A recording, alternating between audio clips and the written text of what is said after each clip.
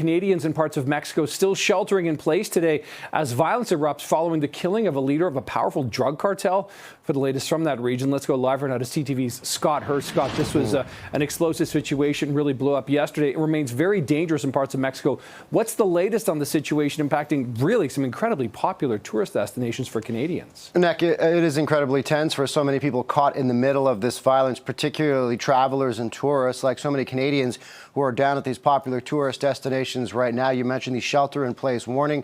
Canadians from Global Affairs Canada are being advised to keep a low profile, limit their movements, and keep an eye on local advice from authorities in terms of the changing situation on the ground, as there is fear that this violence could continue at these popular beach destinations. The violence erupted in Puerto Vallarta and across the state of Jalisco over the weekend after Mexican security forces reportedly killed the leader of one of the country's most powerful drug cartels. The violence triggered by the military operation against one of Mexico's fastest growing criminal networks, the Jalisco New Generation Cartel, notorious for trafficking fentanyl and cocaine to the United States and viciously attacking government officials who tried to challenge their power.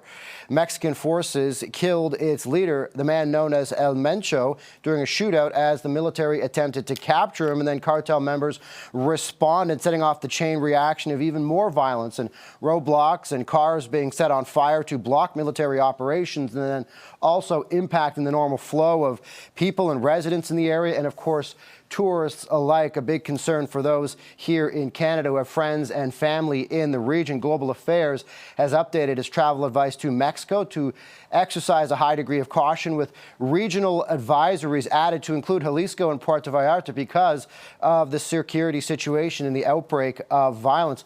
Foreign Affairs Minister Anita Anand is saying the government is deeply concerned and monitoring the situation, but right now it remains quite tense for so many Canadians who are at these hotels, at these resorts, at these homes that they might have. Of course, it's not just a popular tourist area during school holidays. Of course, we had recently the Family Day holiday just recently, and there's the March break holiday coming up, but it is a popular destination for many Canadians this time of year. And so right now the advice is to lay low, keep a low profile, stay inside, limit your movement outdoors, and avoid travel if you have to, and listen to the local advice as the security situation, Nick, can change on the ground. Yeah, yeah, you're right about that travel time too. You got college, university, spring break, this week, next week, you got March break, you got, what happened in Cuba, some 30,000 Canadians evacuated from there. So we'll keep a very close eye on this. Appreciate the update there. That is CTV Scott Hurst. Scott, thank you.